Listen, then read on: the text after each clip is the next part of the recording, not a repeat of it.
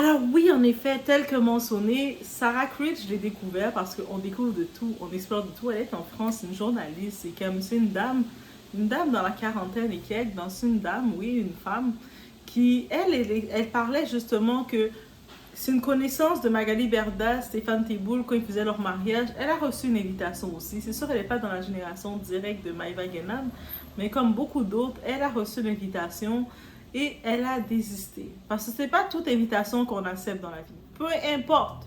Ah non, moi je dois être là, je dois être là. Des fois, quand on t'invite quelque part, tu dois te poser la question, est-ce qu'en allant dans cet endroit, ça peut me poser préjudice? Est-ce que j'ai ma place dans cet endroit? Est-ce que c'est correct pour moi d'être dans cet endroit? Bref. Et elle a fait, connaissons justement les règles de l'Algérie, connaissons le tout de l'Algérie. Il y a un comportement qu'il faut avoir, ce n'est pas acquis. Je dois me comporter d'une façon, je ne peux pas aller me présenter dans un pays qui est en guerre contre mon pays d'origine en pensant après retourner dans ce pays en mode Coco! J'étais allée dans un mariage, je ne savais pas. Non, ça ne marche pas comme ça. La raison, en 2024, on est 2024, donc 2024, on ne peut plus utiliser la raison je ne savais pas. C'est pas de ma faute, c'est telle personne qui m'a invité, moi je suis venue. Non, t'es pas un animal, t'es pas une bête. Donc, t'as la loi du discernement. Et comme je vous le dis, si le discernement ne vient pas chez toi, tu le réclames. Tu fais tes prières, tu fais tes incantations, tu fais tout ce que tu dois faire, mais tu réclames. Tu dis, je veux avoir du discernement parce que ça ne fonctionne pas. Et j'ai aussi aimé une phrase que notre très chère Sarah a dit, c'est pour ça que je la partage. Je la trouve très sage comme personne que je découvre, parce qu'on découvre des gens. Elle a dit comme, on est, en tout cas j'ai mis dans les commentaires sa phrase.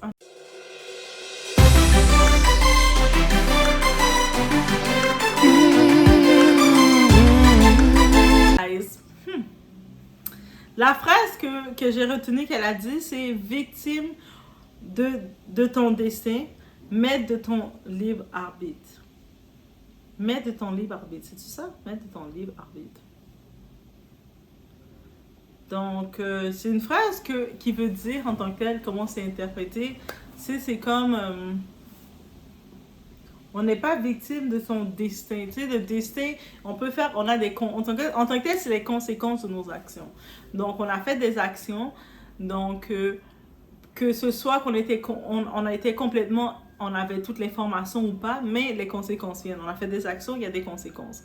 Que finalement on se dise, mais j'étais pas prête quand j'ai fait l'action, j'avais pas vu tout ce qui allait venir. Mais c'est quand même, tu dois subir maintenant tes conséquences. En vrai, c'est ça. Mais par contre, tout ce que tu peux contrôler, maintenant tu es libre, tu es le maître de ton arbitre, de ce que tu veux entamer. Et puis, j'ai pu comprendre que cette phrase ou cette signification vient aussi de les études musulmanes. Ah oui, Doua, elle va chercher loin. C'est ça avec Doua. Doua aussi apprend, donc essaie d'apprendre. Je sais, des fois, je vais venir dans la surface, dans certaines choses que je ne suis pas certaine. C'est pour ça qu'ici, avec Doua, je suis toujours ouverte à regarder vos commentaires et j'apprécie à regarder vos façons d'être aussi. On est là, voici Doua, il y a ça, et puis Doua regarde aussi qu'est-ce qu'elle peut regarder parce que on est toujours des êtres justement aptes à évoluer et à comprendre et à faire mieux. Et justement, Sarah Critch, ou est-ce qu'on appelle Sarah Critch? Sarah Critch, on va l'appeler Sarah. Donc, elle avait été invitée. Mais elle a regardé étant franco-algérienne, elle s'est dit, elle a dit c'est une loi qui n'est pas cachée. Donc Maïva qui disait, moi j'étais pas au courant, je savais pas, c'était pas écrit dans le ciel. Peut-être c'est pas écrit dans le ciel, mais c'est pas caché. Tu sais que tu prévois aller en Israël, fêter, et puis je pense qu'elle est là à plusieurs reprises, elle s'est très bien affichée. Il y a des conséquences. Tu ne peux pas maintenant venir, il n'y a plus de conséquences. Quand elle a décidé de prendre cette décision, elle s'en fichette de l'Algérie. Peut-être maintenant, aujourd'hui, force à elle, elle reconnaît le côté, le pays de son père, parce qu'elle, Maïva, elle est née à Marseille. Elle est née en France, elle a grandi en France, elle n'a pas grandi, elle ne connaît pas sa culture plus que ça. Peut-être qu'elle veut se rapprocher à son identité, c'est une belle chose. Mais au moment qu'elle a pris sa décision, et malgré qu'elle avait vu plein de personnes autour qui ont peut-être désisté, par exemple, on a d'autres candidats qui sont dans sa génération, que je répète, qui est Noré et Camilla, ils ont refusé l'invitation parce que les autres aussi, ils sont algériens. Donc, ils ont fait, nous, on peut pas aller là, nous. Si on va là, on dit non à notre famille. Ah, oublie ça, ma chère. Ils sont pas venus. Donc, beaucoup d'autres ont refusé. C'est-à-dire que l'information était ouverte. Quand Maïva, maintenant, il dit, Magali, c'est ta faute. Magali t'a pas forcé. Elle t'a invité. Elle a dit, elle a beau dire, ça serait sympa que tu sois là pour fêter mon mariage. Mais tu avais le choix. Si tu étais vraiment, à ce moment, tu aimais l'Algérie tant que ça, tu aurais dit, malheureusement, je ne vais pas pouvoir y aller parce que tu le sais déjà. Mais elle s'en fichait complètement parce que l'Algérie, ça la considérait pas parce qu'elle était dans l'univers de Magali. Et on se rappelle, Maïva aussi est très hypocrite parce que dans le moment quand elle était l'amie de Magali, Magali l'avait donné tous des contrats avec d'autres personnes. Elle faisait plein de contrats avec ces personnes, elle les affichait, elle était heureuse, elle ouvrait ses 4 jambes, ses 4 pattes et elle faisait ya, ya, ya, ya, ya, money, money, money. Maintenant, c'est sûr, quand elle voit que elle n'est plus en contact avec Magali, elle n'est plus amie avec Magali, elle cherche à condamner, blâmer Magali, mais Magali te doit rien là. Et c'est ça qu'il faut retenir. Aussi, ce que j'ai aimé du message de notre Sarah Fritsch, Sarah que je vais vous laisser écouter, elle demande à Maïva un peu de pudeur. Surtout avec de faire des... On connaît Maïva, elle aime ça faire des sketchs, en même temps c'est la seule chose qui lui reste. Elle a plus de placement, elle a plus de casting, elle a plus rien du tout, elle est comme un petit peu le paria de la télé-réalité. En plus, c'est elle qui a gâché le tournage des Marseillaises parce que, vous savez. Bref, là maintenant, elle essaie de faire son bad boss continuellement, chercher des choses, mais on le voit que ça va pas bien, elle est en dépression. Et puis elle a même réclamé, Célia, la maman de Magali, pas de Magali, de Maïva, parle à ta fille, contrôle ta fille, parce que toutes ces choses-là, c'est pas bon. D'utiliser un peu de pudeur, d'utiliser un peu de discrétion, ça va toujours être mieux lui servir. Et je vous laisse à ce moment écouter un peu de Sarah et on revient. Moi-même, en fait, j'étais invitée au mariage de Magali Berda. Et j'ai dit non. Et j'ai expliqué à Magali, ça a été très clair, les deux raisons que l'on sait, ce qui se passe là-bas, mais là, je vais pas parler.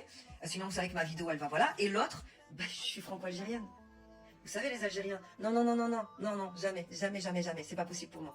Et d'autant plus maintenant, mais jamais, jamais, jamais, je peux pas. Donc, en fait, c'était connu, c'est connu. Mais après, pour ça, encore une fois, faut connaître l'Algérie. C'est pas méchant, il y a rien de méchant. Déjà, Maïva, moi, ce que je voudrais dire, c'est un peu de pudeur. Vraiment. Il n'y a pas à pleurer comme ça, waouh. Il n'y avait pas de larmes, hein, mais à être triste comme ça sur les réseaux. Et je dis ça, mais cette fille, ça passe, hein, je l'aime bien, hein, par rapport à ses prises de position. Mais de là à faire des sketchs, attends, calme ton cœur, il y a vraiment pire dans la vie. Maintenant, quand tu as... je sais pas comment dire ça. Il faut être allé en Algérie, il faut avoir grandi là-bas. D'ailleurs, je vais vous montrer ma tête là-bas. Ma chère Maïva Guénam, moi-même j'ai été invitée au mariage de Magali. Oui, tu ne me connais pas. Et j'ai dit non justement pour ces raisons-là. Donc, tu le savais, ça se savait. Alors, désolée, j'aime bien cette fille Maïva. Non, vraiment, en plus c'est vrai, je l'aime beaucoup. Par contre, un peu de pudeur, il y en a marre, il y a Saliha à côté. Et Saliha, elle a mon âge en fait. Ouais, on a à peu près le même âge. Non, voire on a le même âge avec Saliha. Ça serait sympa que Saliha lui fasse un rappel sur la pudeur. Et je dis ça avec beaucoup de respect. Il n'y a pas à pleurer, se mettre dans les cimes, agréer de... Non, non, non, ça c'est pas la peine, tu savais. Beaucoup de TikTokers le rappellent et merci à eux. L'Algérie est une terre de moudjahidines. Combattantes, combattants. D'ailleurs, c'est dans nos gènes. D'où toutes les histoires où on montre que les Algériens, on a peur de personne à part de Dieu.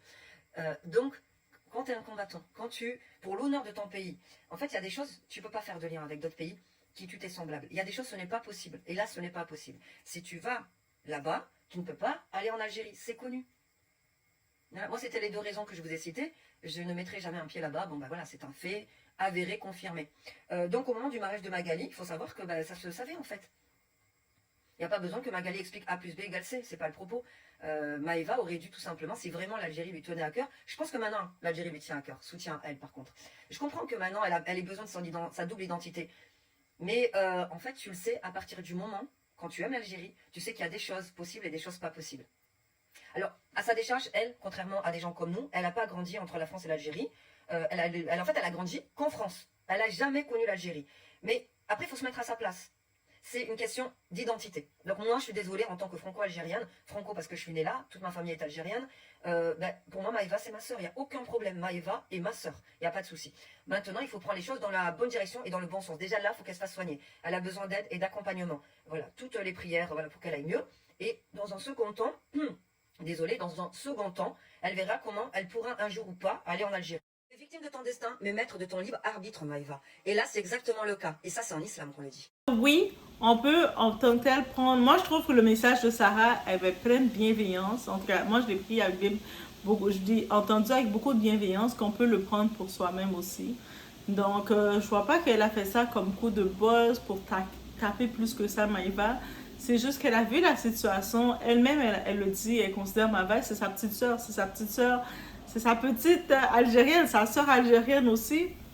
Et, et on peut constater que Maïva, elle n'a pas un bon entourage. Elle n'a pas un entourage pour l'apprendre certaines choses, le discernement, la pudeur, et puis apprendre à se gérer, à se contrôler. Elle n'a pas un bon entourage. Malheureusement, la mère de Maïva, autre que profiter de son argent et tout, et gratter autour d'elle, on le voit qu'elle est encore plus toxique pour sa fille. Elle n'a aucune bienveillance envers sa fille. Donc, si elle reçoit de la communauté algérienne qui lui donne des conseils, pas juste la communauté algérienne, un peu partout, que tu reçois un conseil aussi qui vient, tu peux recevoir et le prendre. Parce que c'est pas un conseil qu'elle a craché sur Maïva, que oui, en effet, il y a une période de ta vie quand tu étais avec Magali Berda, Maïva, tu étais consciente de beaucoup de choses. Tu peux pas jouer de la carte de l'innocence, je ne savais pas.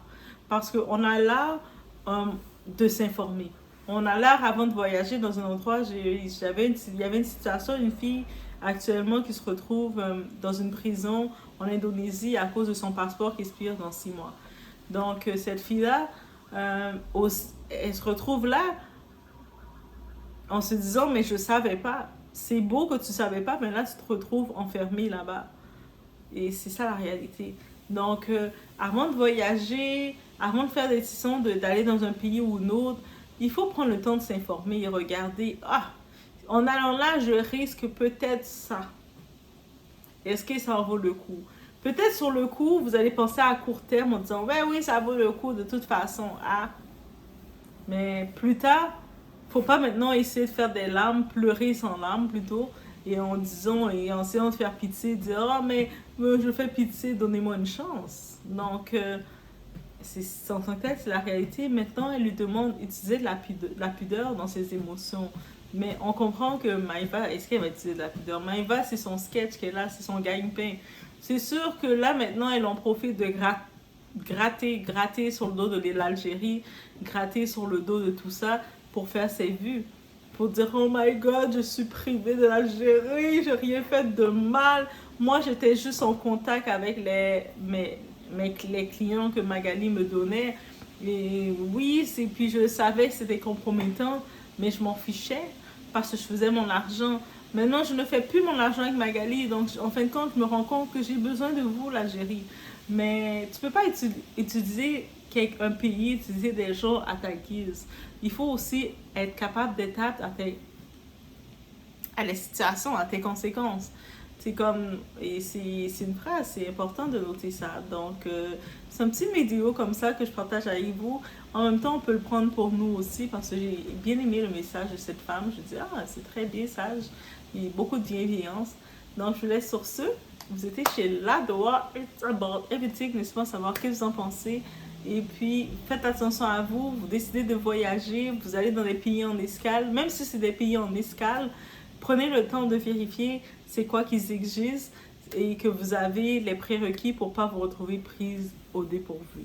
Donc, c'est le petit truc que je vous donnerai comme conseil. Et pour aussi vous décidez de faire une action, assurez-vous de ne pas faire une action temporaire pour un sentiment temporaire, mais ça va être des conséquences permanentes aussi. Mais j'ai pu comprendre que techniquement, quand elle va renouveler son passeport français, ça va pouvoir être changé. Mais le fait qu'elle est influenceuse, ça l'avait dit aussi. Et elle s'est tellement affichée en Israël. C'est pas un seul voyage qu'elle a fait. Elle est blâme en tant que telle, Magali, à cause de son mariage. Mais elle a fait 3 voyages en Israël. Maïva, est-ce que c'est parce que tu veux pas accepter tes conséquences? Et surtout qu'on sait que Maïva, on sait que elle blâmait beaucoup la religion et disait même que ah, depuis que je commence à être dans la religion à prier, ma vie ne va pas bien. Non, habituellement quand tu es dans la religion, tu es dans la prière, il y a des révélations qui se font. Tu te détournes de des choses qui étaient compromettantes, dangereuses pour toi, et fait que oui, des révélations vont se faire, tu vas plus être dans ton état naturel. Tu avais l'habitude de vendre ton corps pour faire de l'argent, mais quand tu vas vraiment ouvrir ton cœur à Dieu, Dieu ne veut pas que tu vends ton corps pour faire de l'argent. Donc, il va essayer de te retirer de là. Donc, c'est sûr que tu vas te rendre compte que tu as moins de clients, tu vas te rendre compte de plein de choses. Mais tu ne peux pas accuser Dieu, tu ne peux pas accuser les gens de décisions que tu as prises quand tu étais conséquente. Et c'est ça qu'il faut comprendre aussi. Donc, bref, faites attention à vous. C'était mon petit message que j'ai vu, que je passe parce que je suis la doigt. It's about everything, as you know. Donc, on se voit au prochain vidéo.